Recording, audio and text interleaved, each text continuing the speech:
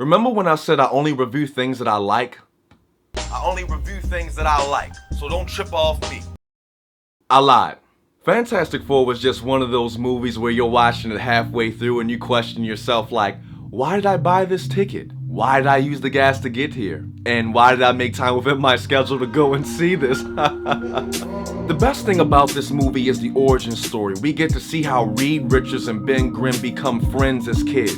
They're making this teleportation machine which transfers matter from the Earth to like the Twilight Zone or something like that. And Richards continues to improve on the machine until he gets to high school and he's recruited by Franklin Storm.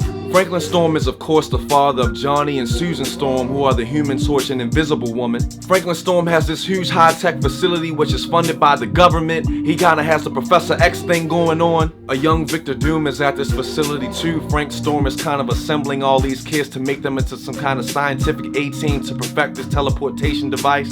He's like, yeah, since I already got y'all here, y'all might as well just perfect this teleportation device. So they give this teleportation contraption a go around and they teleport a chimpanzee who looks strangely a lot like Caesar from the Planet of the Apes to another dimension, and they bring him back. So they figure it works on chimpanzees, it might as well work on humans. I mean, what's the difference at the end of the day?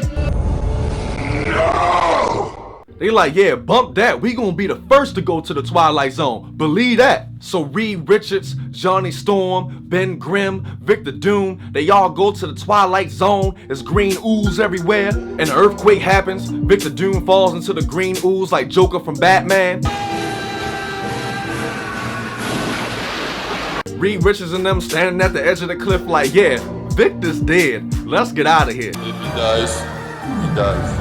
Some kind of whirlwind accident happens with them before they teleport back to Earth and they somehow get their powers. Ben Grimm becomes a rock sculpture. They all get special suits to contain their abilities and they eventually become weaponized for the military. And at this point I'm just like, oh okay, alright. Doom eventually comes back to Earth through another exploration trip to the Twilight Zone, and he looks pretty cool. A lot of people hated his suit, but I kind of liked how his astronaut gear kind of meshed into his body, and all the green electricity is like going all through him. It was pretty cool, and plus that hoodie was pretty dope. It reminded me of the Deathly Hallows, that, you know, that black thing Voldemort was wearing. And the last half of this movie is so bad, and the ending is so abrupt. It's like watching the Titanic sink really fast. I left the movie theater feeling like I just watched Mayweather fight Pacquiao. This is one of those movies that you stream on Netflix when you're trying to go to sleep. It's like that playlist that you have on your iPad of nature sounds, except these nature sounds, they don't soothe you to sleep, they bore you to sleep.